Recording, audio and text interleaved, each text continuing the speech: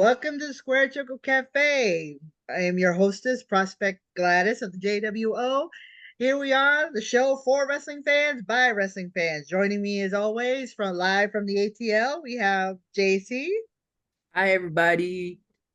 And even though he's in Oklahoma, he's kind of giving us beachy vibes right now. From the OK, we have Jeremy. Good evening. All right, so let's get to it. Last night was AEW's All Out. I got to do a watch along with Versace Stoner on the Stoner podcast, and we got a chance to check out AEW All. Was it All In or All Out? All out. And shake your move about. That should be the next pay per view. Um, Maybe not. okay. Unfortunately, he was a little late coming in, so I missed the first couple of matches of the show. But we got in time for Will Ospreay versus Pac, which I gotta say was a kick-ass match. I have never really seen Will Ospreay wrestle before, so and I knew Pac because of course he was Adrian Neville, so that's how I knew him. But these two, whoo, that was some magic right there. So, but as much as we're gonna run down the card, I know there's a couple of things out there that need to be said, especially about the two main events. So, Jeremy, I'm going to turn it over to you because I know you have a lot to say. Yeah. Um, First off, let me just get this out of the way. Most of the show delivered. I think the TBS title match did suffer from fans getting tired because you had a 90-minute pre-show. Why AEW continues to insist on 90-minute pre-shows is beyond me, but I digress. The main event, very good. Or actually, no. Let me back up. The semi-main event, very good. The main event, when taken in context, very good. I have a problem.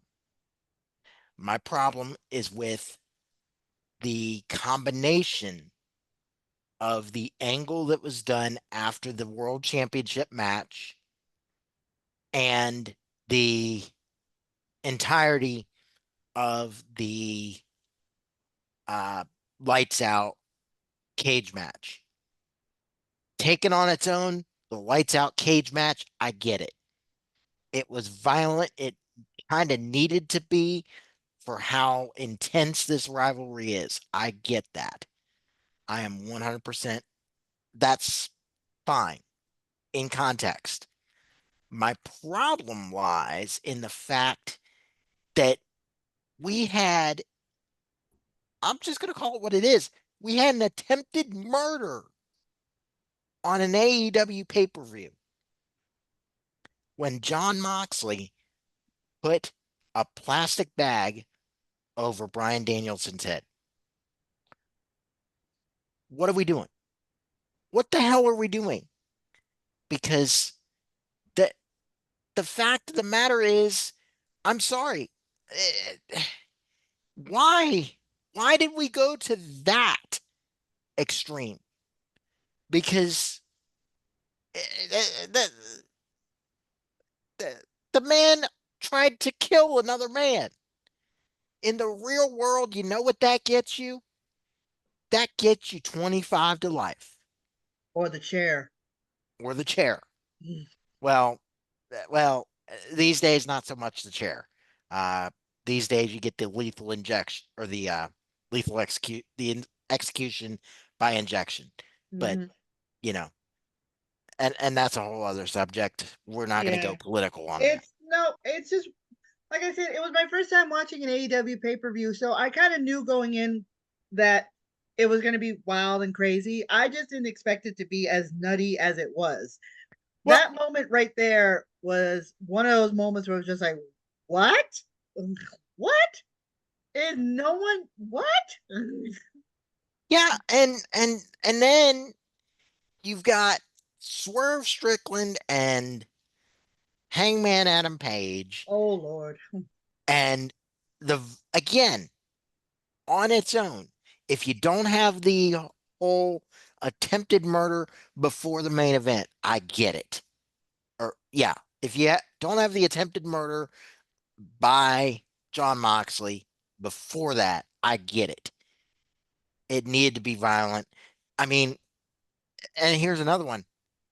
Hangman burns a man's house to the ground on TV. Now, we've seen it done before. WWE's done it. I'm pretty sure WCW did it at one point or another. Mm-hmm. But it's arson live on a pro wrestling show. Arson's very popular in pro wrestling. Apparently, you had arson on Wednesday. Mm-hmm. You had an attempted murder on Saturday night. And then to end the show, you had Hangman Adam Page jab a hypodermic syringe Mm-hmm. into the jaw of Swerve Strickland with whatever was in it. I have no idea. There may have been nothing in it. We don't know. Oh man. But Okay. Yeah. JC, you got something? No, I was just like, yeah, I just found out what happened to Mox earlier because the way it was described to me was that Blackpool Combat Club turned on Brian Danielson. I was like, oh, okay, well, that happens. But I didn't find out the extent of how they turned until at the beginning of the show. And the more y'all describe it to me, the more cringe it just gets. And I'm like, so much so that AEW has stated on their Twitter that they are not going to show the footage. But come on, we live in the age of social media. How many times had that clip been downloaded? I've already seen at least 3 still shots from it on my timeline alone. And I'm gonna say this. Because I've got this high school reunion coming up, I didn't order the show. Mm-hmm. I couldn't justify 90 or whatever the hell dollars to pay for it. But I did see the clip and I'm like, the hell did I just see? And then, again, the hypodermic needle, that wasn't even the worst part. Am I, maybe I missed it, but was that an unprotected chair shot to Swerve Strickland's head? Probably. I actually fell asleep about 10 minutes. Actually, I fell asleep about 5 minutes into that matchup because I had to get up early for the show today. So all I saw was the attempted decapitation as the cage is coming down of the 2 guys at ringside holding their neck, holding each other's heads as the cage is slowly coming down like a guillotine. Yep. And I mean, I And thanks to TikTok, I if also you saw can the find staple that gun clip, thing. huh? Thanks to TikTok, I also saw the part with the staple gun. Yeah, that was just cringe.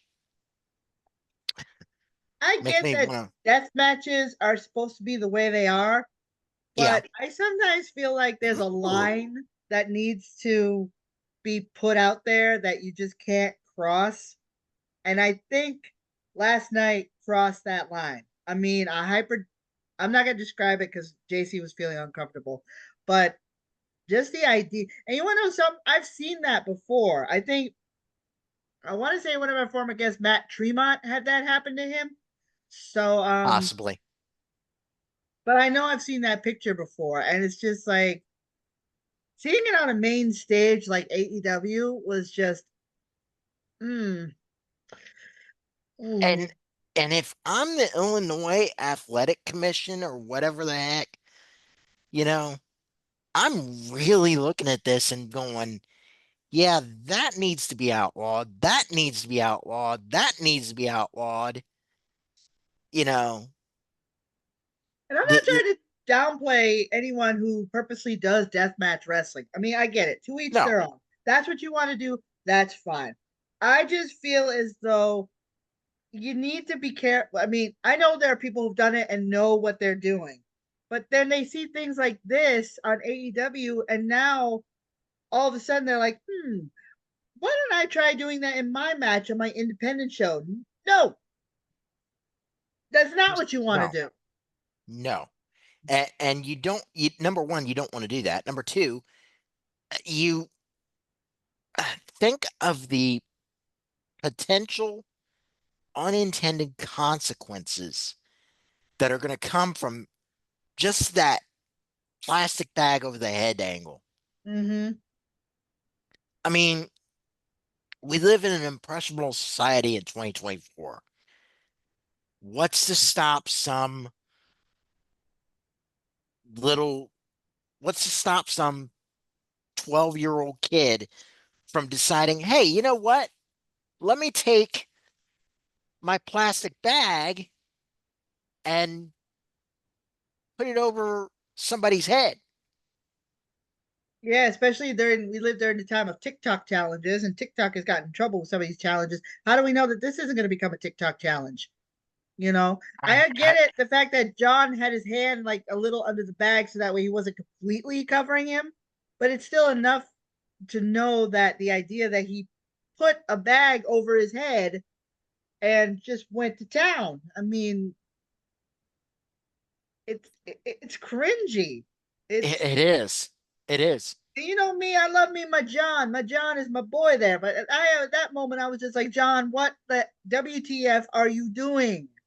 Yeah, And I even said that on the show. yeah, that's my guy. That's my hometown guy. Mm-hmm. And I had to go, whoa, no, no, no, you don't need to be doing this. And I guess it's also with with the suspension of belief. It sometimes like, you could push it to a point, but then when it starts getting to where you're questioning what they're doing, and I get the shock value, you want to shock them, not make them like very cringeworthy. I mean, I Yeah, can only go so far with the suspension of belief, and I know some people are gonna, but what about the movies? But those people, there's trained stunt people out there. Yep. yeah. I guess. Wrestlers are not trained stunt people. Well, yeah, kind I of. mean, in a sense, you kind of are. All Yeah, right, I mean, but not in a sense that, oh, let me get the idea of putting a plastic bag over your head.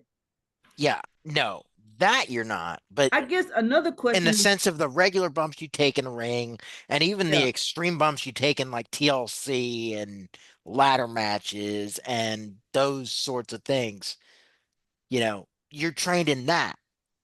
Those are stunts, and you're trained how to do those.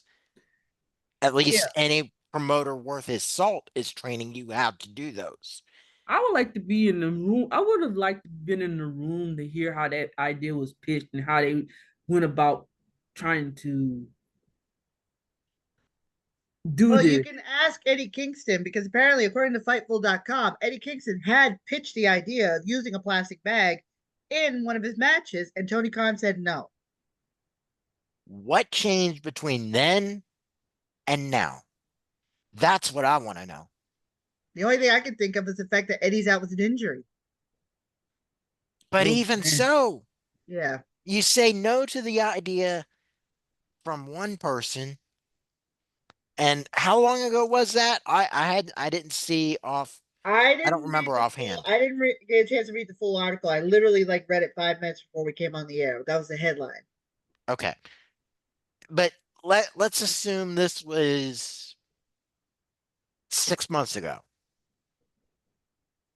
How do you change from no, we're not going to do that to yeah, sure, let's do it on pay-per-view? I don't Yeah. understand that. Let's see if I can find the article right now. Well, I mean, shoot, it's Definitely like a lot of people saying a lot of negative stuff about it, and that you know, I mean, AEW. I think that it was so weird how AEW was going fine. Another thing, and this is something that's a little nitpicky to me, especially Mhm. since I did train for medical training in the army. I thought it was odd that they say we have the best medical team on staff, and yet they couldn't get a gurney out there to take Brian Danielson to the ambulance. They had 5 guys carrying him. unless the gurney was otherwise occupied. But even so, this is the Chicago suburbs. I have a difficult time believing they don't have more than one ambulance crew on the scene. But Yeah. okay, real quick before we get into the AWL uh show and run that down. Yeah, I'm still trying to find the article, so go ahead. Okay. Let's talk about the why is AEW doing this? They want to go after a different audience from WWE. You can't be better than them. I mean, well, I mean you can. You don't want to be less than them. You got to be different than them. Eric Bischoff said that back in the 1990s. They're looking to be different from WWE. Excuse me, WWE. Great. Is going to angles like attempted murder and having a guy take unprotected chair shots and hypodermic needles, you know, is that really how you want to be different? And I'm sorry, JC, I know this is not comfortable, but I gotta, No, I mean, I this is on my understand. mind. Yeah, I totally get it. But on the flip side of that, someone's gonna come up with, well, WWE buried some dude in concrete, or they had buried alive matches.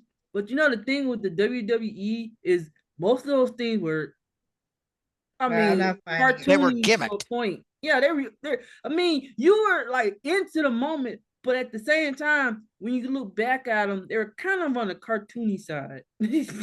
Right. mean, I mean, like Stone Cold didn't just drop a steel beam on a bus full of people, because That's murder. right, they didn't blow up Vince McMahon in the In a limo. yeah, because you kind of can tell that they filmed it previous, and then they showed it Yeah, there second. Yeah, was. I mean, it Yeah. was like you could suspend it to a point, and you realize, but this is like, I guess they're taking too many unnecessary steps to be different. I get what he's doing. I get what the AEW is doing, being an alternative. They're not trying to. They're instead of trying to be something else, they're trying to I don't know. I mean, because honestly, Triple H don't even see them as competition, to be honest. No, he doesn't. He No. never, he hasn't. Not And even. I think that's what's irking Tony Khan the most. Because Triple H isn't seeing him as competition. So he's trying to do everything he can to one up them so that way he could finally be taken seriously. But I just saw this on Eddie Kingston's Instagram. Oh, What the? damn. Wow. And he captions it, I'm just going to leave this here.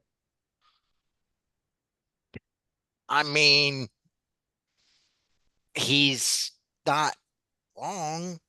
Yeah. Yeah, it's basically, yeah, he pitched the idea. Tony said no. And then my guess is Tony made the suggestion as if it was an original idea. At least that's the image I'm getting. And of all people, John Moxley, Eddie Kingston's best friend. Jesus. So that's a real stick. That's a real stinger right there. I mean, I don't blame Eddie for being pissed off. Me either. That's pretty bad. I mean, like I said, all out last night, all in, all out, shake it all about. I don't care. Do the hokey pokey and you turn yourself. Sorry. I'm sorry. Somebody said that on Twitter on my timeline. If the first one's called All In and then the next one's called All Out, shouldn't the next one be called Shake It All About? I mean, you Seriously? might as well at this juncture. Mhm. Okay. Well, let's go. Um, all right. So I attended the All American Wrestling League today, AWL, and Right. I was their music person. I also did a little bit of ring announcing, which I thought was pretty cool. I'm no Samantha Irvin, but actually did a really good job. Um, Please. so, so here we go. Rob, the vice president of JWO, Rob Roberts, was able to successfully defend his 24/7 championship in a battle royal gauntlet match. No, what do you call that matchup where every time you pin somebody, you become the champion, the last person standing is the champion? Scramble. Thank you. In a 24/7 hardcore scramble match, Rob Roberts was able to defend his title and walk away still 24/7 champion. Tarzanian Devil made his debut at AWL today, defeating Dominic Perillo in a in his debut matchup. Really great guy, great look. Hope you get a chance to check out the match later. I'll upload it later. We have new AWL Tag Team Champions, New England Legends, Danger Boy Alfredo and Wolverine were able to win their triple threat matchup and become the new AWL Tag Team Champions. Dan Bedondi had a record match today, defending his U.S. title against Master X, beating him in 8 seconds. In the time it took for me to get the camera ready to go, his match was over. So there's no footage of Jeez. that. I don't have it. Sorry, folks. And in our main event, we had Psycho Nix defending his title against Maniac Mike. And with special guest referee Wolverine, one half of the new tag team champions, Maniac Mike was able to become the new AWL World Champion. So props to him defeating Psycho Nix. And overall, it was a really great show. We get a chance to, like I said, we upload the videos later on and check that out on the YouTube channel here. Um, Everything will be up and running, and then I'm gonna send the videos to Versace Stoner, and Versace's gonna do like voiceover work. So if you get a chance to check that out, so he'll have it on his channel, my videos with his commentary. So that's There gonna be you a go. lot of fun. That's gonna be a lot of fun to watch. So we're gonna be bringing on in a few minutes. We're gonna be bringing on Joe from Beantown Wrestling Alliance. He is a promoter, and I'm not sure if this is his first group or not, but we can ask him that when he comes on. And Nina Beretta, who is going to be our guest next Sunday, is the LGBTQ plus representative for the company. So we're gonna get a chance to talk to her about that, her life in drag, how she got into wrestling, and dude, she does an amazing Macho Man impression. Like she is right on with it.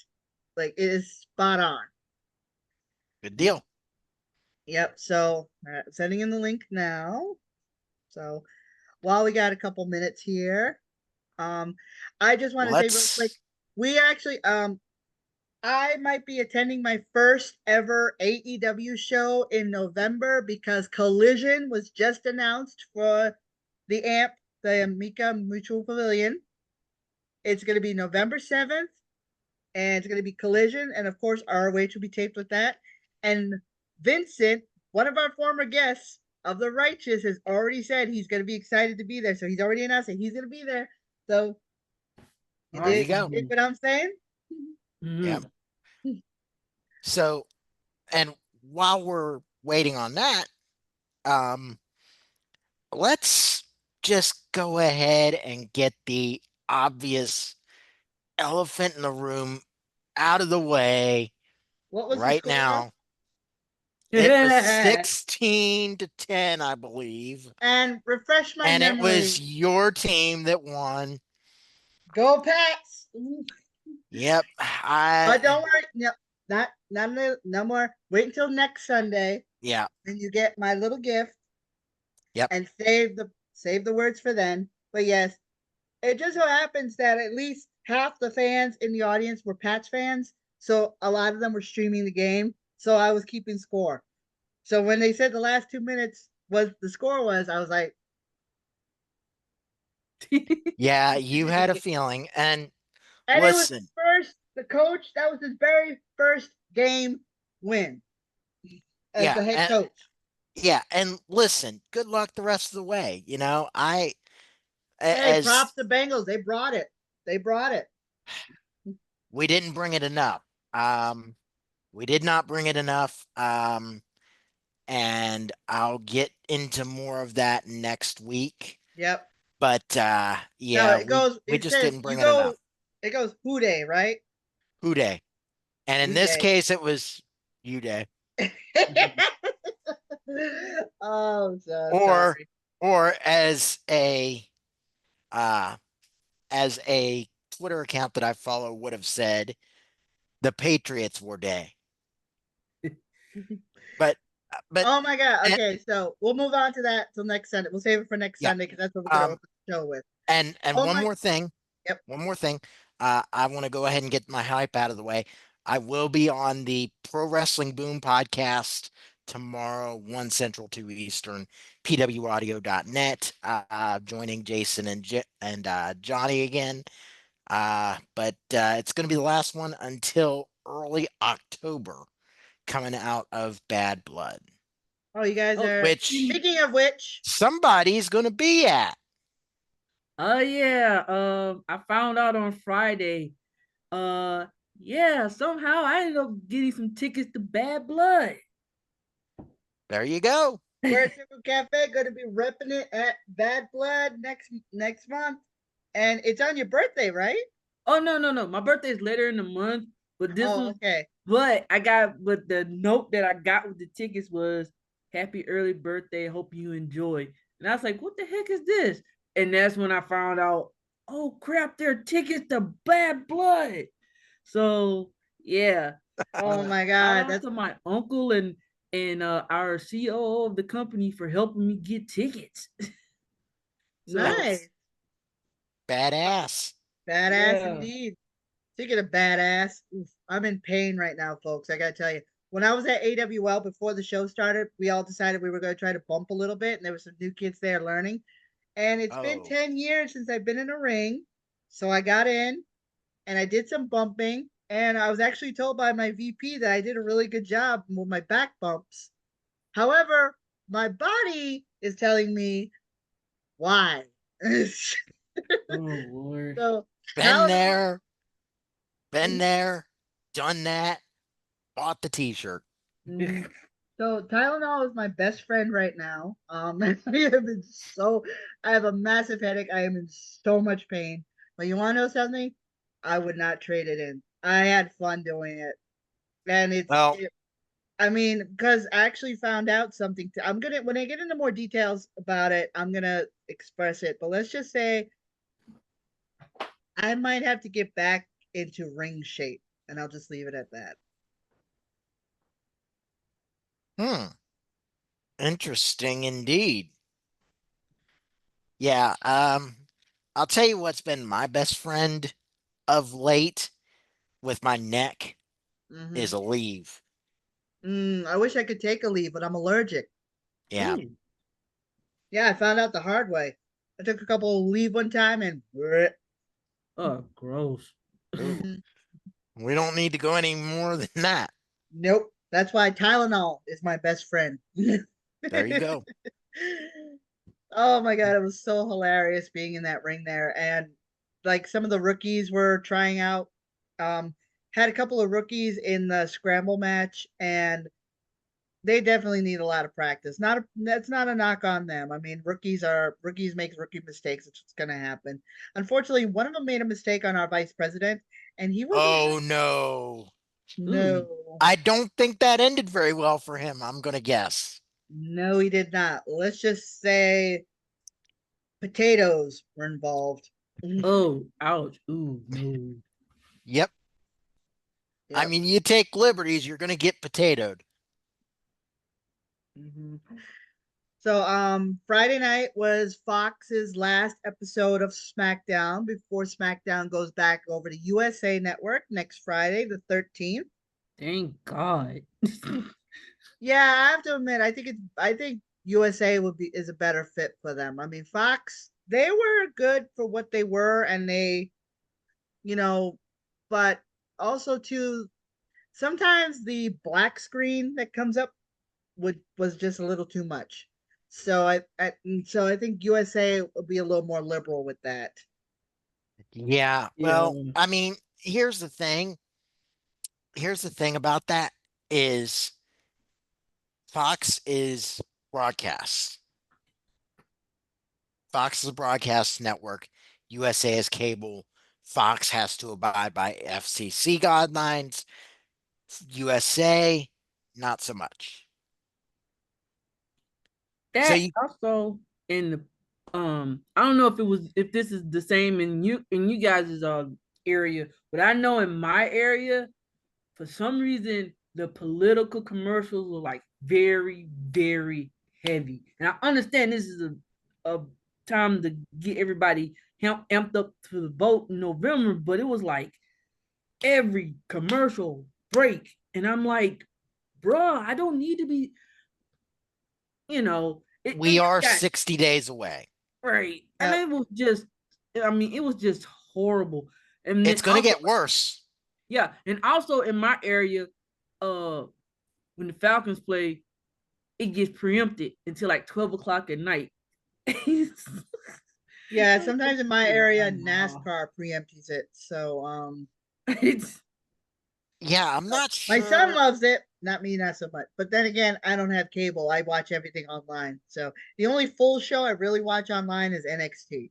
So, and speaking of which, okay, I asked this question on Twitter and nobody really answered it. But where is Julia from? I mean, someone said she's European, but she wrestled in Japan, or she's Japanese, but she grew up in Europe. Like, I couldn't tell by her accent where she's from. I think it's Italy. Okay, I thought it was I thought it was Italy. All right, but before we can talk about that, I'd like to welcome to the Square Circle Cafe for the first time ever the head of Beantown Wrestling Alliance, Mr. Joe Salera. Welcome, sir. We can't hear you. Yep. okay. All right, I think I can unmute him. Maybe. Here we go. There we go. There you go. Hello, Mr. Salera. How are you today?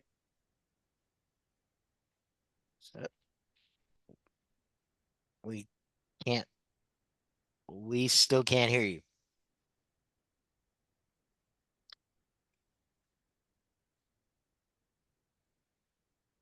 Hang on, folks. Technical difficulty. Beauty of Zoom.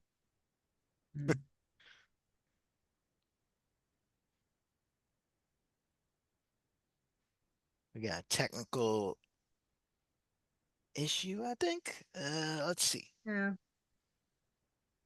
Oh, wait, okay. He's connecting the audio. Okay. All right, Mr. Salera, sir. How are you? I am good. How are you? Can you guys hear me now? Yes, Now we can. can Now hear we can. you. Alrighty. Welcome to the show. Welcome. How are you guys Welcome doing? We're doing great, thank you. These are my two co-hosts. This is JC from Atlanta. How you doing, JC? Nice to meet you. And this is Jeremy. Don't let the background fool you. He's in Oklahoma City. Nice. Hello. Yeah. Shift over. She get it better. I tried doing it on my phone. I couldn't get on. That's why I had to jump real quick and jump on my little Chromebook here. But I understand that. All right. Well, thank you for coming on the show. We're delighted to have you. So let's jump right into it with our first question. What made you become a pro wrestling fan? So my whole plan started way back in 1998. Was my original first time I ever got introduced to the indie world.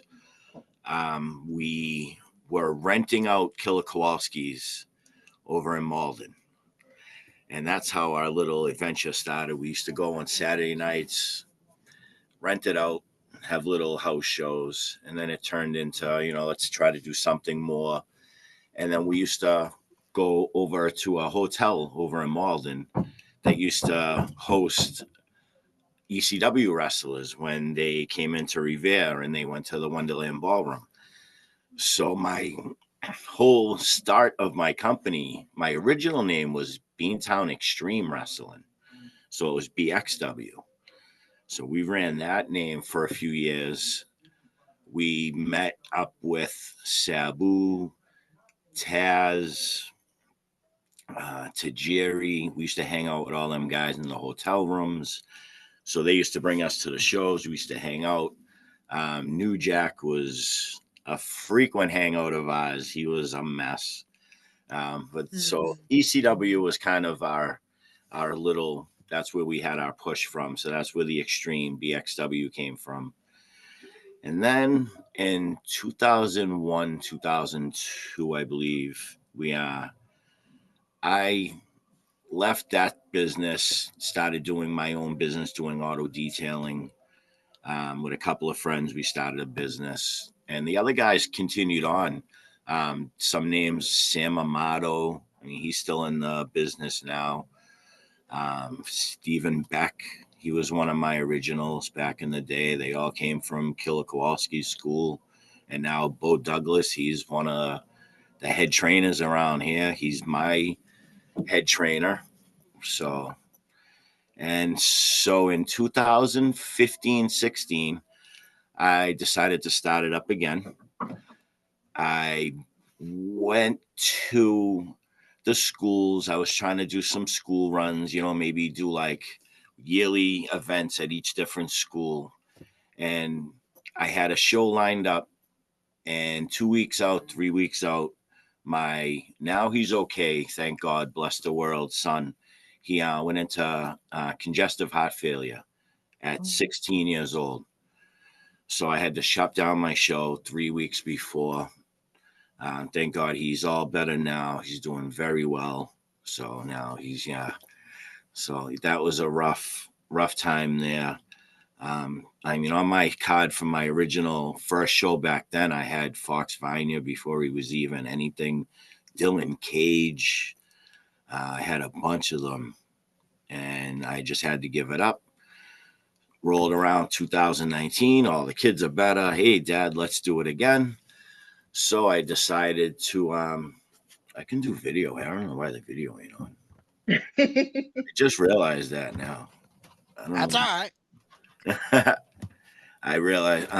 So in 2016, I can't get video. I decided to restart it up again. And 2019, I'm sorry, got off track. 2019, we started up again. We were building up, we were getting ready, and COVID shut us down. I said, kids, this is it. I was tapped out. I said, this has been 3 up and downs.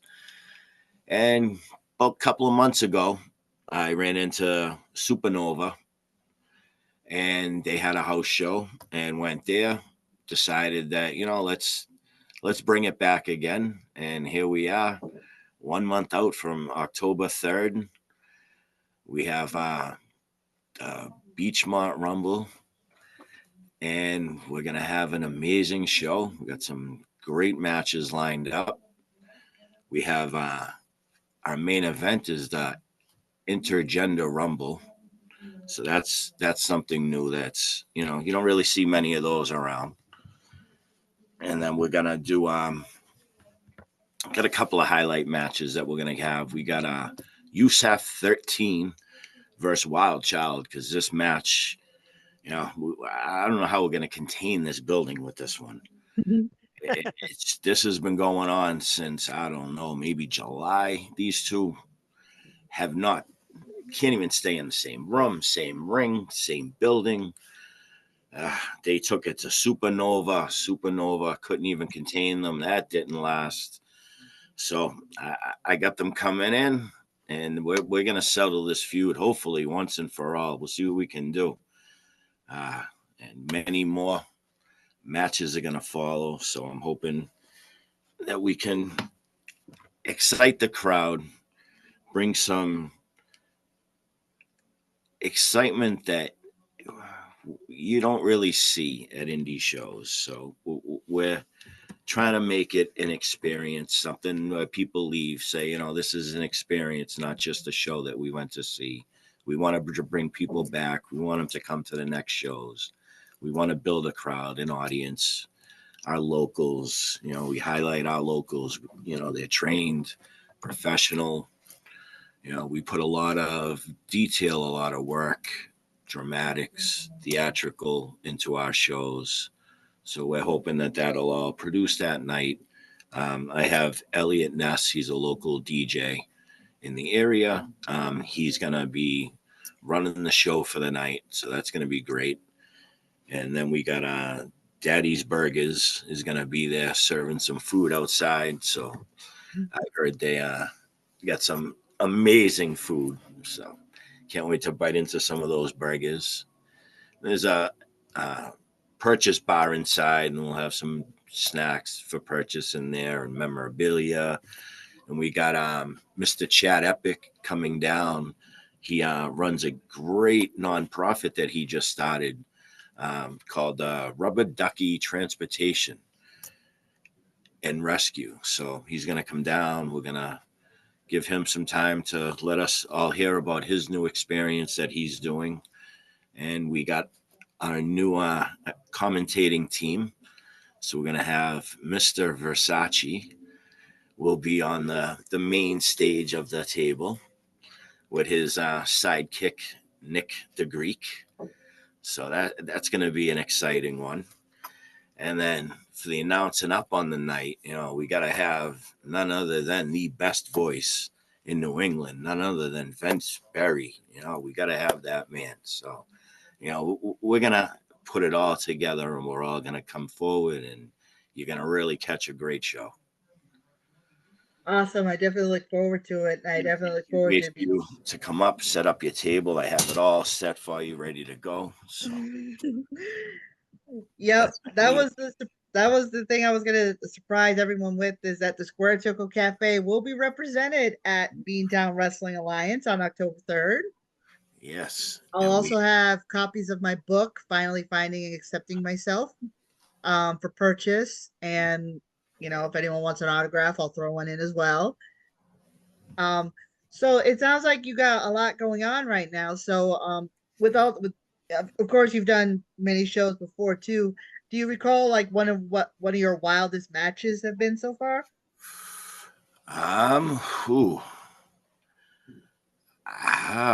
That's a big one. I would have to, let me see. I would have to go back to maybe Steve Beck, Creeper, maybe those guys back in the day. Those you guys used to put on a battle. Maybe Mr. Bo Douglas. You know, maybe you might see Mr. Douglas show up. You know, see what he can bring to the table that night. So I think we're gonna see a lot of old school mixed with new school, and hopefully will enlighten the crowd. You may have a new one. You may have a new wildest match after October 3rd with that one you were talking about. Ooh, that Wild Child in USF 13. Yeah. I mean, that's a wild one. She's ready. He's ready. And they I don't know if we're going to contain that one. Well, we're right on the beach. So if anything, it goes out that way. Jeremy, not this beach. They might take it all the way down to BK's. Oh, geez. I hope not. All right, JC, Jeremy, you have any questions for Mr. Salera? I'm trying to think. So we talked about the genesis of your company. How did you even become a fan of wrestling in the first place? My grandfather was a boxer. He was a 10-time champion before his parents found out back in the 40s that he was a champion boxer, and they made him stop boxing. So his promoters were not happy. He was only he lied about his age to get in there. He was only 14 years old, and he was fighting guys that were 24, 25 years old. And back in the 30s, that was a big deal. So he started the career. They also, my family owned Boston Pasta back in the day. We owned the biggest, one of the biggest manufacturing companies for leather, Hub Fabric. My grandfather was an engineer there. He was a designer. Okay. So, and then my whole life has pretty much been in entertainment. We owned function halls in Everett, Massachusetts, the old Tremont Villa. We owned that place. And then I was, believe it or not, a palace dancer for a little bit. We had I had a little dance group called Something Different, and we used to tour around the area. And we actually were supposed to go on tour with CC Peniston in the Finally tour. Oh, And a couple of things happened and some incidents. Group members and their girlfriends were expecting families. So we all decided a group to just ban the group and walk away from it. And I think we're all kicking ourselves in the butt for that one now. I'm sure. Yeah. I was on a show called Dance Jam 89 with Billy Costa. He's a local DJ for Kiss 108. Okay. Yep. So we were on at like 1 a.m. and we used to dance around. You can find videos out there if you look. I've hunted Probably them. on YouTube. Oh yeah, they're everywhere out there. But yeah, that was an experience. That was fun. So I've had a lot of entertainment, and now, I go about promoting my business. We're not just a wrestling company. I do that, but we also host anything from comedy shows to magic shows, MMA. We do sanctioned MMA fights. We do boxing. We do a lot of different promotions throughout the business. We work with local DJs and bands, and we host Battle of the Band shows, rock shows. We also have outdoor festivals. You can have a whole weekend of festivals, from a wrestling show on one day to a boxing match the next day, to blow ups across the whole, festival for kids and adults. And we try to vary our entertainment from every age group, every aspect. We try to help everyone. All our shows are veteran, as I was explaining earlier to Gladys.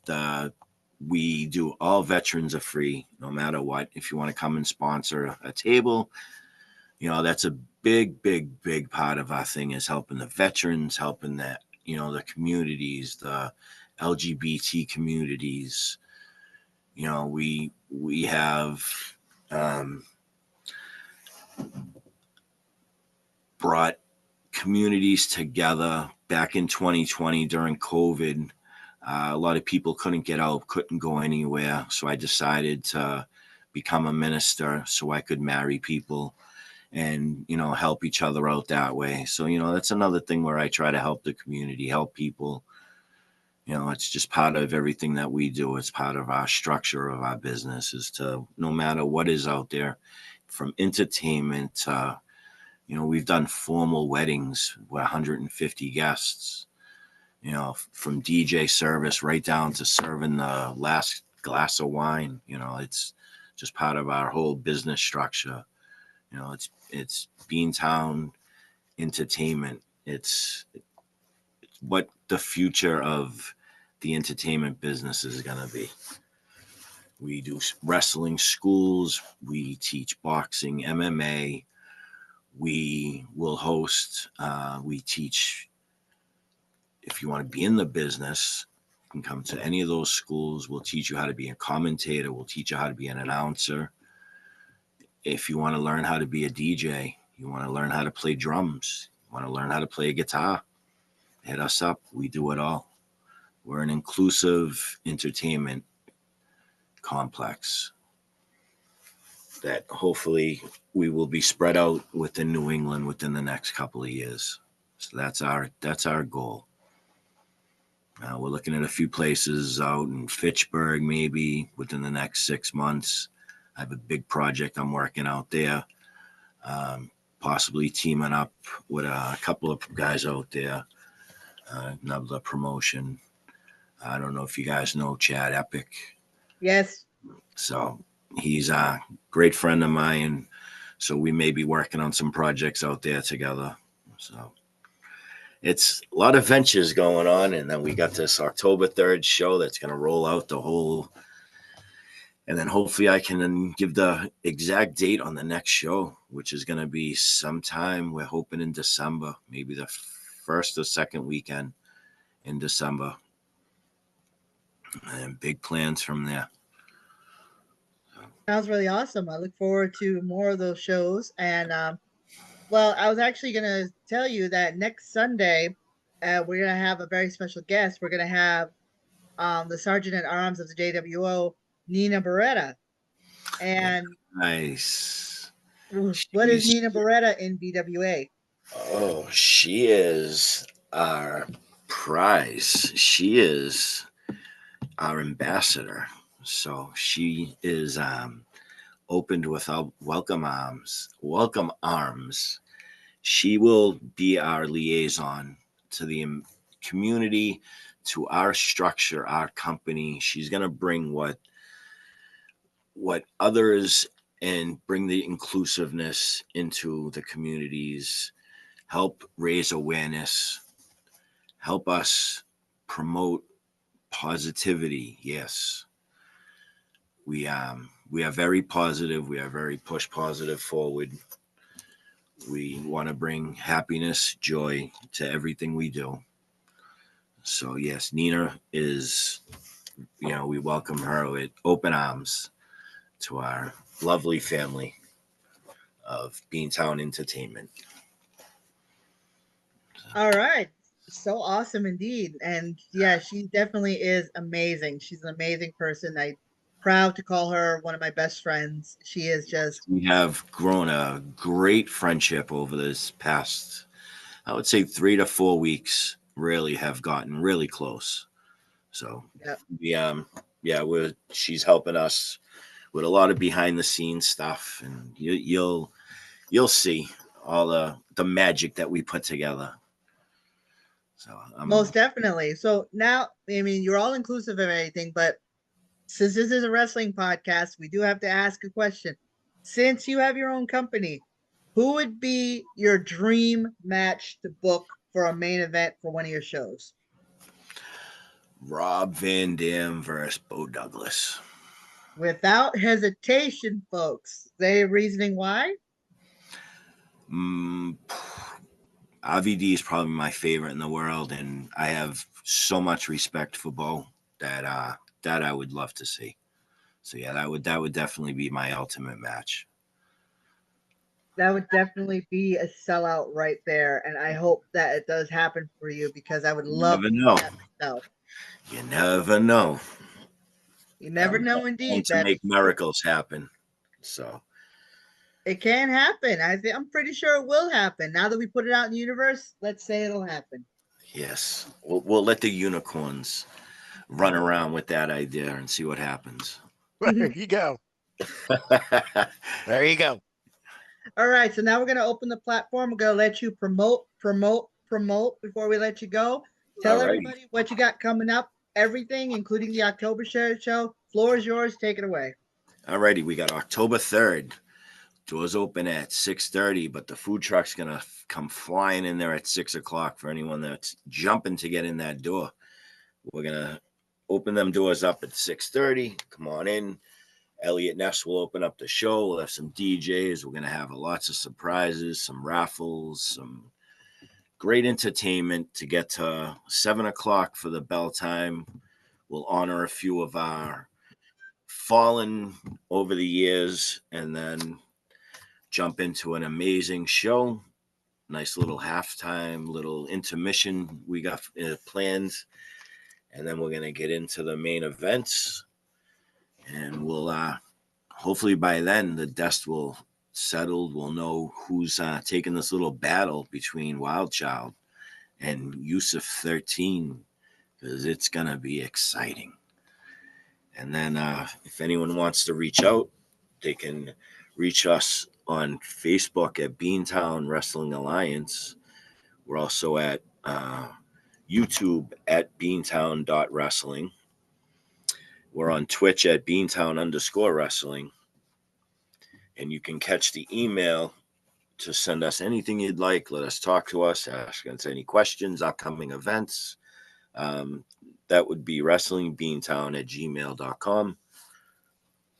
And I hope to see everyone there. We're excited, and we'll have so much more coming up. I have some exciting news that I'm going to premiere tomorrow night at 8 p.m. on our channel, our Facebook page. So I will throw some updates tomorrow, some little hints, and then we'll reveal our big surprise on 8 p.m. So I hope everyone's glued to them screens and they hit that button when they see that notification come on. I want to thank you guys for bringing me on. It's been an honor. I'm excited about this venture, and I would love to come back after and talk about the card, what happening, what's going on. Did Wild Child run up and down, or what's going to happen? We'd love to have you back. Definitely. Oh, thank you. I Most would. definitely. You're free to come back whenever you want to promote something. Just give us a heads up and we'll have you on. All righty. Thank you. I appreciate it. Thank you. And I'll see you October 3rd. I will see you there. Thank you All very right. much. Have a great one. All right. Bye-bye. Bye. Bye.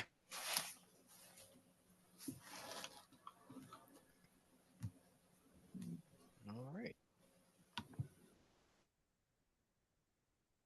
Well, there you go. Awesome. Awesome. Awesome. I can't wait. Yeah. That was a total bomb drop on me when he sent me that message. He was like, but you want to hear something funny? Sure. He sent me the message. He's like, I see that you're a veteran. Would you like to have a table there for free? Because I was more willing to pay and everything. And I'm like, and it blanked out on me. I'm like, how did you know I was a veteran? And then I remembered I had it on my Facebook bio. So Well, there you go. Well, hey, I mean, I'm glad that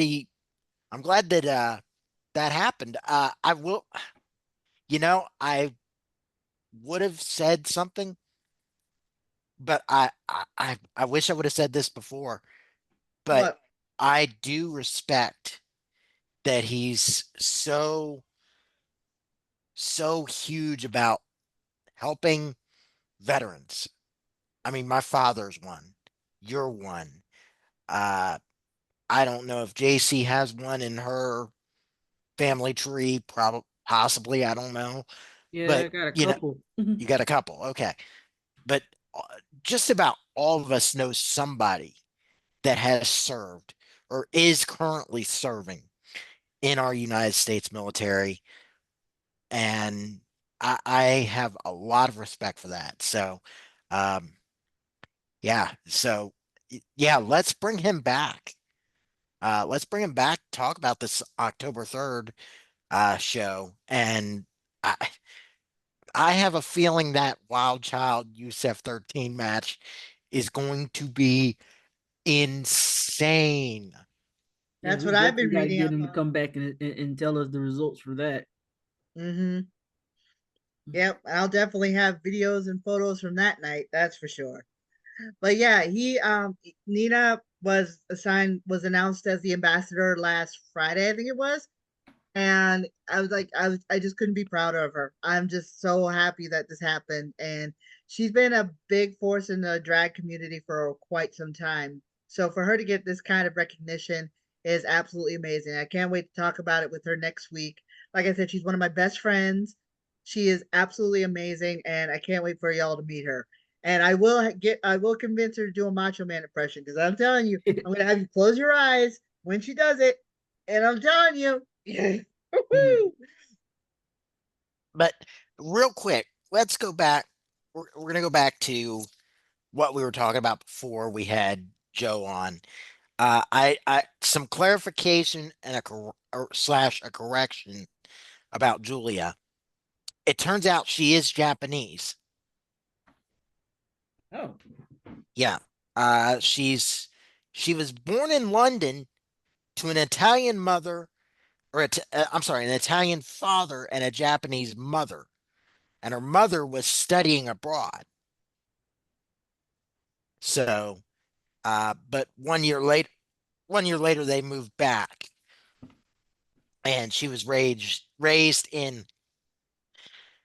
and I'm going to butcher this, Chiba Prefecture. Okay. Yeah. Um, and I just pulled this off of Wikipedia. I'm pretty sure it's correct, but then again, Wikipedia, so you never know. But yeah, yeah, from all indications, she is born Japanese and mostly raised Japanese. Just that first year she lived in London. Okay. So she's very international. Yes, very. Yeah. I'm trying to see more stuff about her. And from what I can tell, she's quite the force internationally in wrestling. She just finished up with, I believe, Stardom before coming coming to Yes. WWE. Yes. And already announced her first match is going to be against Chelsea Green this Tuesday when USA. Oh, no, you gotta remember, you gotta say Chelsea Green. You gotta say it like that Oh, now. all right, forgive me. Chelsea Green. I can't do it. It's like with air boom. I can't say it without laughing. Like I can. I'll have Air you say, boom. okay. I'll have you say it. That'll about go over as well as Wade Barrett's Intercontinental photo. Oh, I wasn't even thinking that. Ladies and gentlemen, you know we got to get that shot in there because we can't record on Mondays most of the time. Yeah. Well, no, I mean, a little off topic before we go back to it. WWE did do a video of some former Intercontinental champions reuniting with their belts. Wade Barrett just happened to be one of them. The problem is, though, is that as I'm watching the video, I'm thinking, he's like, I brought prestige to this title. And then I'm thinking, yeah, but you lost it every time you won it. I mean, it's like, I mean, come on, JC. You can't dispute the fact on that.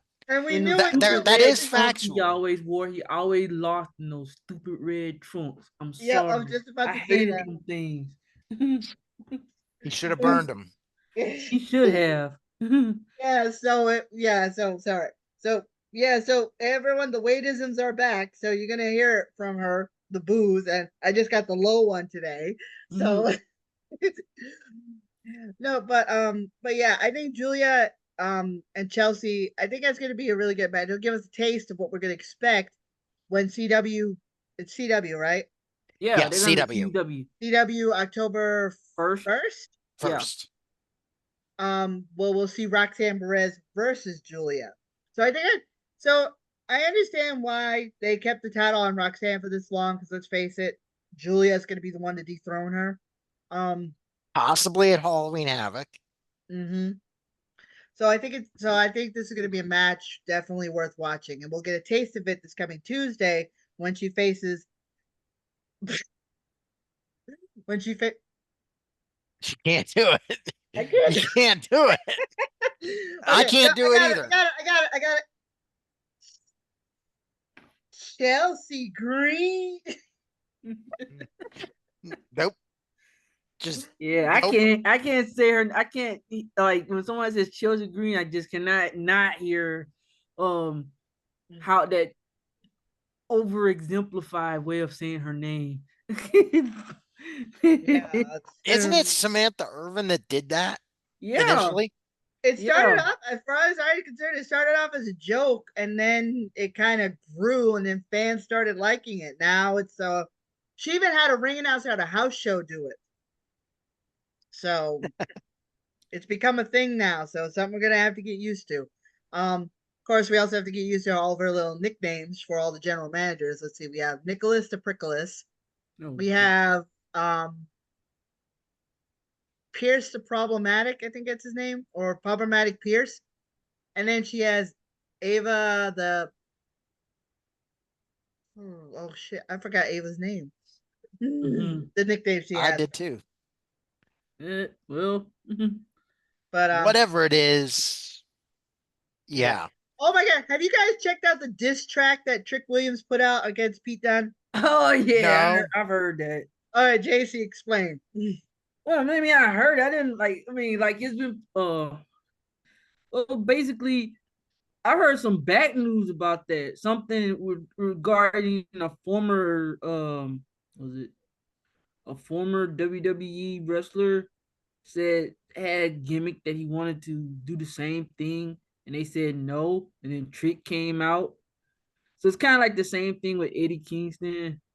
He pitched the idea, but someone else ended up doing it.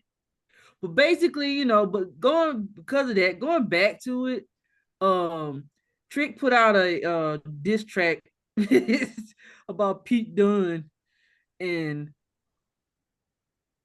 well, I mean, you got to listen to it. It was really good. Yeah, it was pretty. When I saw that, I was just like, he did what now? And I listened to it. I was like, whoa. Hmm. He said that I got some of the lyrics at least. Yeah. He says, this is just a few of them.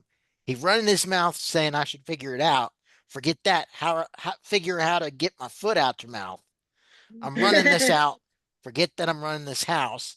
Oh, you mad? I know what all the hating's about. You ain't dumb. You remember when I called you a bum? Now I gotta beat you like beat these drums. Yeah, I think this feud is far from over, and I cannot wait to see this last man standing match that the two of them are going to have. I think it's I going to be. can't. I was gonna say I can't help but to think that there ain't gonna be no or a Pete Dunne diss track back at Trick. It's just gonna be a ass beating. No, the guy can barely Mhm. smile, let alone, you ever I can't notice rap. Pete Dunne never smiles? I Pete have Dunne noticed always that. look mad. I mean, I he mean, gets up in the morning, he mad. He goes, yeah, he gets in the car and starts driving to work, he mad. He got a permanent RBF. Right. he does. And it's like, it almost makes me wonder if he even, I mean, I know there is such a thing as people who can't smile. So I wonder if he has that. I mean, I think if he does smile, it just comes off like it comes off like a sinister smile. Cause he's always cause his RBF just makes him not happy about anything. And if he starts to smile, it's like, you know, that's not a good thing. Well, for the longest time, I was told that my smile was creepy. So maybe, so I can understand that. So. What? Oh, Yeah, it used to be when I used to work at one of my old jobs because I was always like never happy to be there, and someone was always like, "Why don't you smile?" So I did, oh yeah, I know that feeling. and they were like, "No, you look creepy when you smile." And I was like, Well, you wanted to smile, here you go. "Of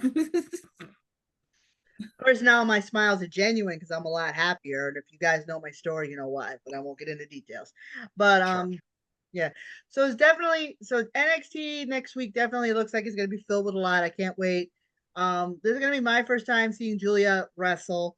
Like I said, I've seen little clips of her here and there on YouTube and stuff like that, but this is gonna be my first time really watching her wrestle. So I'm really looking forward to that. And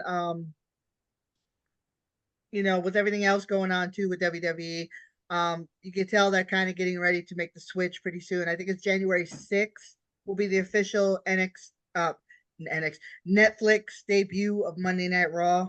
Something like that. What do you guys think of the new ring announcer? I mean, not ring announcer, color commentator. Joe Tessitore? Mm-hmm. He made his debut here in Providence, Yeah. which I thought was pretty I cool. I am gonna give him you know what? I'm gonna give him, you know how we all got grades in school, Mm-hmm. A, B, C, D, F. I'm gonna give him a B plus. I mean, and I'm grading on a first night curve. I don't expect him to have it down pat his first night out. That's just not possible. I can't do it. You can't do it. You know, I mean, you just had a debut, right? I mean, you just debuted as a ring announcer, right? Yeah, kind of like a one time, like a one and done. But yeah. Don't be so sure. Well, I'll see what they say when they watch the video. But yeah, it is pretty nerve wracking because he is coming from he was on ESPN, right? Correct. He was an And ESPN guy. so and he didn't really do like the sports commentary. He was more like the guys at the table talking about the game. Let me go back and look. No, he actually did. Let's see. He leads um boxing telecasts. Okay. He's done some college football as well or he does college football for ESPN and ABC. In 2018, 2019, he was play-by-play on Monday Night Football. Okay.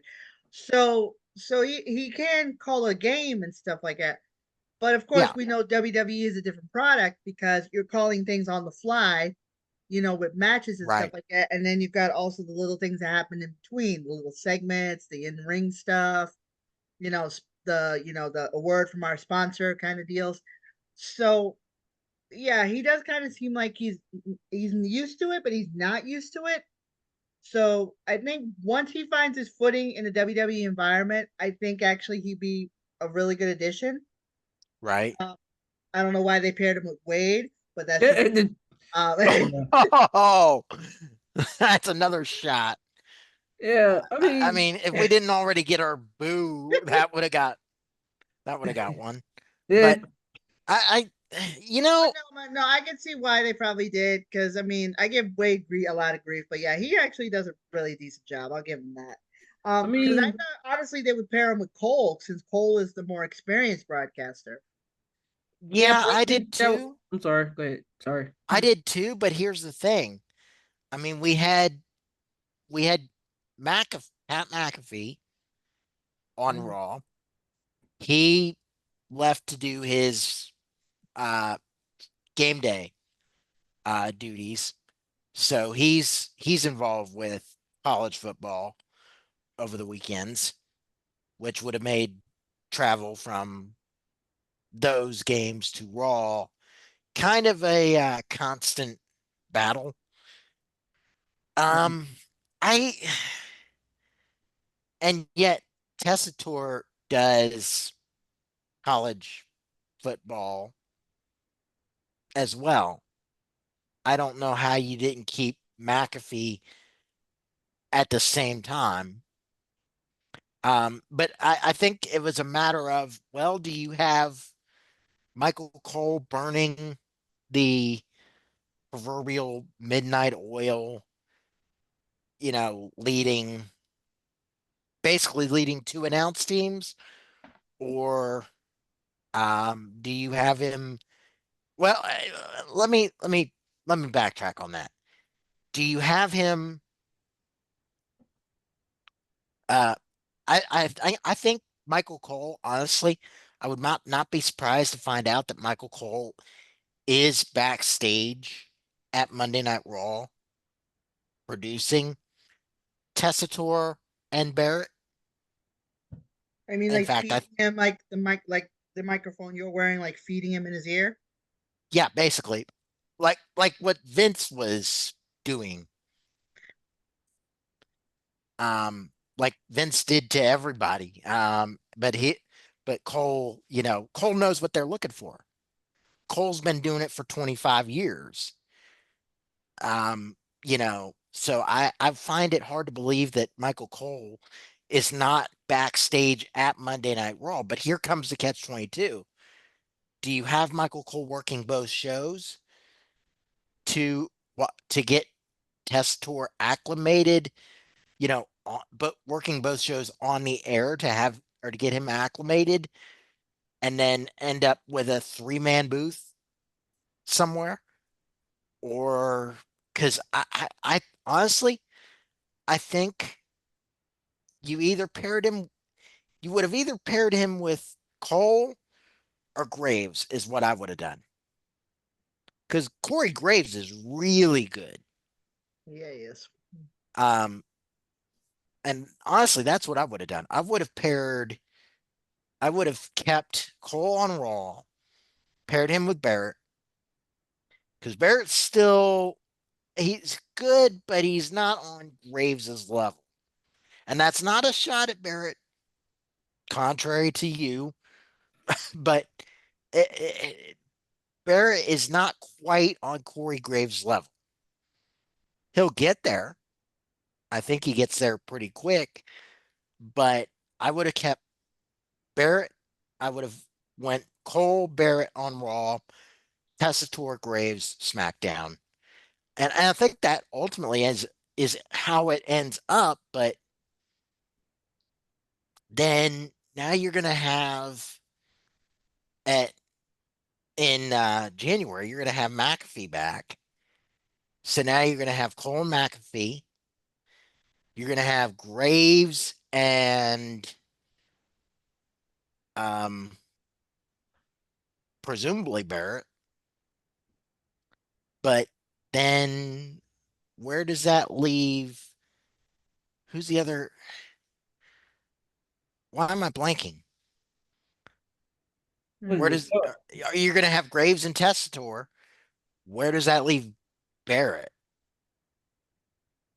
Unless it's Because going you're to going to have. be a three-man commentating team on. Well, if you're going to do that, is that a spot where you bring up Vic Phillips, who's been busting his hump on NXT and has not had an opportunity?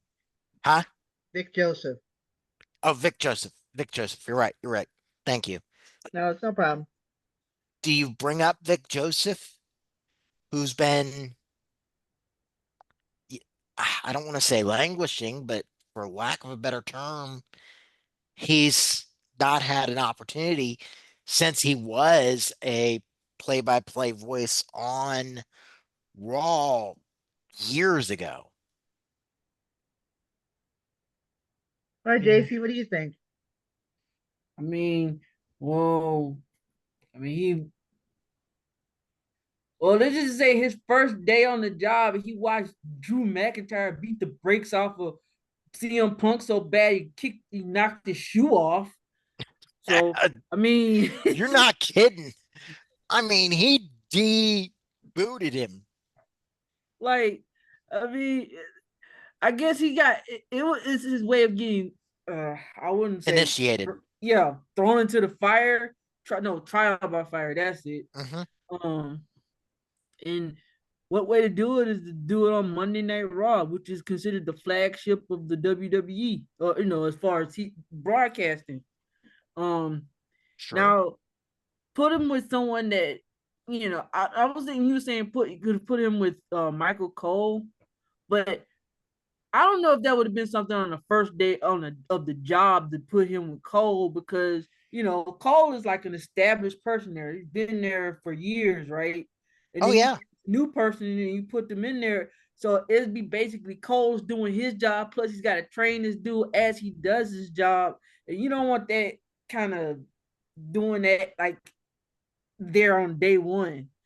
With Well, I mean, with Wade, I could see what they're doing, like gently easing him into the job. So like there's gonna be a time where he will be paired up with Cole, but it won't be to the point of him he's trying to, play catch up, or he's trying to be as good. You don't want I guess you don't want to show your vulnerable parts like day one. I see your point, JC. But here's the thing.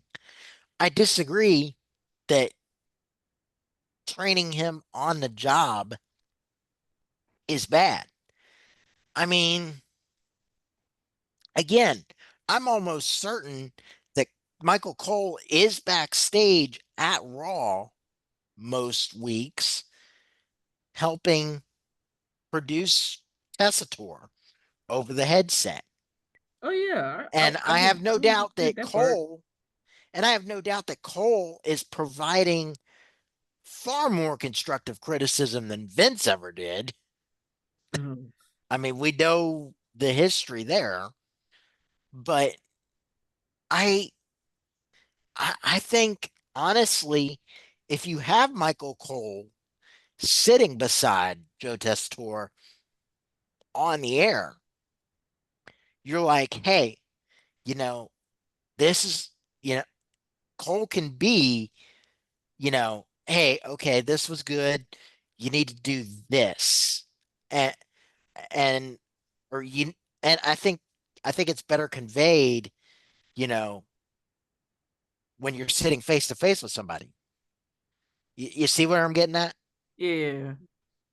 So, but I think some of that level of constructive criticism is being done anyway over the headsets, as I continue to point to a headset that I literally just but you see my point. He's being given constructive feedback, and I think Tessitore is going to get better at this, at wrestling play by play, wrestling commentary as time goes on. Um, like I said, I don't know how the announced teams end up shaking out in 2025. I suspect that uh, it's going to be 3-man booths, which if it is, okay, I've gotten used to it. It's fine. I'm not upset by that in the least. Um, but let's. I, speaking of announcers, we're going to shift back to AEW. I'm going to shift back to AEW here. Did any of you see the, for lack of a better term, the dust up between lawyer Stephen P. New and Jim Ross? Oh, Yes. I read something about that. Okay. For those that maybe haven't, New is involved in the lawsuit that the Tates, aka the Tate brothers, aka the boys, Dalton Castle's boys, um, and Kevin Kelly filed against AEW and for defamation of character and ultimately trying to get this whole independent contractor classification thrown out as it regards AEW. On the Grilling JR podcast, Jim Ross proceeded to call it frivolous, which I wouldn't have called the independent contractor thing frivolous. I mean, there's two sides to that coin. Um, but I think Jim Ross was specifically speaking to the defamation portion of this, um, as it regards AEW and Tony Khan and all of that. Well, New decided to fire back at good old JR. He said, and I'm paraphrasing here, basically that Tony Khan has paid JR for 5 years to do almost nothing. Hmm. Now, I have a problem with that statement. I have a problem with that statement. And Gladys, I think I mentioned this in our little chat, our little text chat that the three of us have. Jim Ross has been battling some pretty severe health issues and has been hospitalized twice within the past couple of years at a hospital down here, not that far from where I sit, um, for those health issues. He battled skin cancer, I believe it was. He's had Bell's palsy, so that's obviously, you know, a risk. Um, he's got a pressure injury, a pressure wound on his foot, I guess, is what it is. So he can't be standing on his feet all the time. or I don't know where the injury is, but I assume it's something on his foot. He's had 2 hospitalizations. I think he fell once and broke something. I don't, or no, he fell once and got a black eye. And the man is 72 years old. Okay. Let me just say this. Jim Ross, I have no doubt if he was healthy enough to be out there every single week, he'd want to be out there every single week. He lives for this shit. He does. He lives for the wrestling and his Sooners. Boomer Sooner, by the way. Um, he lives for the Sooners and for wrestling. And he wants to be out there. But if he's not healthy enough to be out there, then he's not healthy enough to be out there.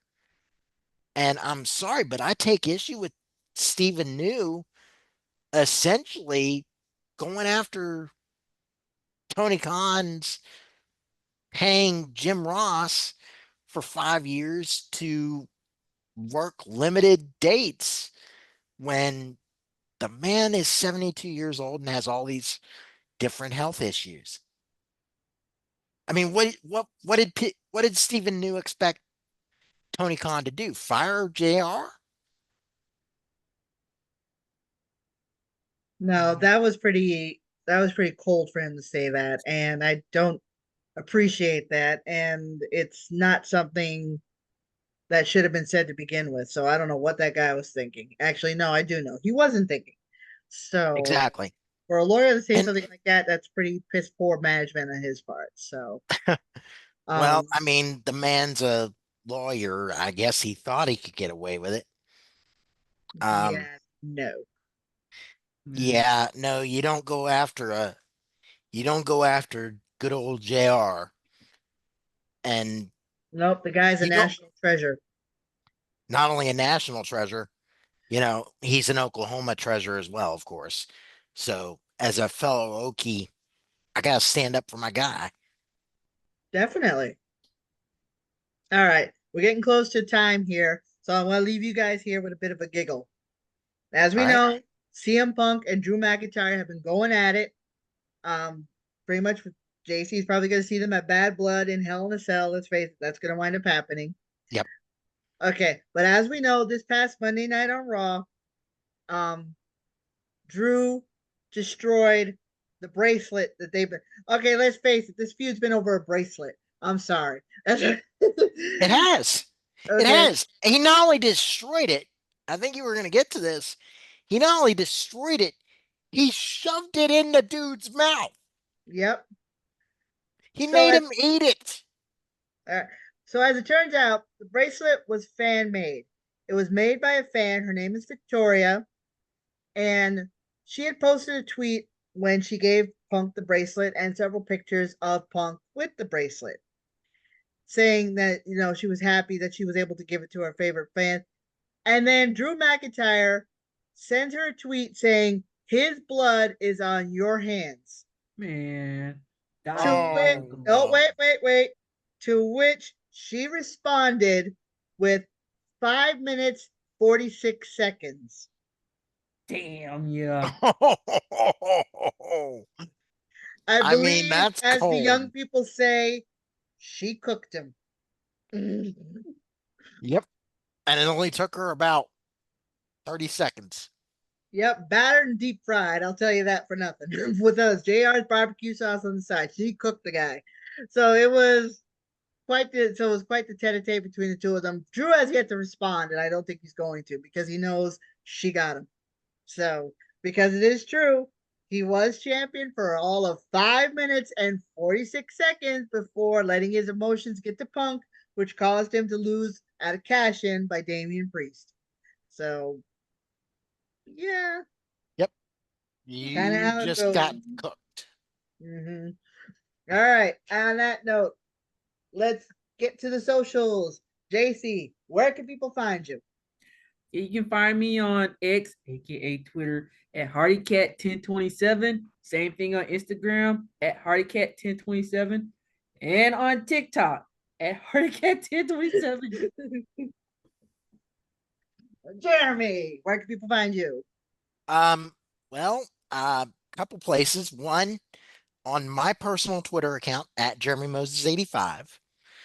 Two, I'm gonna go ahead and give this one a plug because I'm gonna be pretty heavily involved with this week. At WX Corey on Twitter is the Twitter page for Nature Untamed, which is my roommate's storm chasing deal. And we're going to be likely, he's going to be headed down to the Gulf Coast this week. It looks like there's going to be a hurricane coming into perhaps Southeast Texas or Louisiana, at least as it looks right now. That could change. So updates on that, WX Corey. And then finally find me on the PW Boom, the Pro Wrestling Boom podcast with ProWrestling.net editor-in-chief Jason Powell and Survivor Hall of Fame villain Johnny Fairplay tomorrow, 1 Central, 2 Eastern, PWAudio.net. I'm still getting a kick out of the fact that you work with a Survivor contestant. I think that's pretty freaking cool. Well, let me be clear. Johnny Fairplay is not only a Survivor Hall of Famer, and let's make no bones about it. He is the biggest villain in Survivor history. I mean, the dude faked his grandmother's death. How much more villainous can you get? That was back in the day. But he's also involved in independent wrestling occasionally. So he's been on TNA even. So way back in the day. So but Johnny, most times Johnny co-hosts the show. Sometimes other ProWrestling.net staffers jump in and host with Jason, or we've even got a guy that co-hosts a different podcast or hosts a different podcast out of Tennessee that occasionally joins Jason for some of those shows. But I'm usually just a guest. That's just how it is. I don't work with either one of them. I'm just a guest. Hey, but it's still a big deal.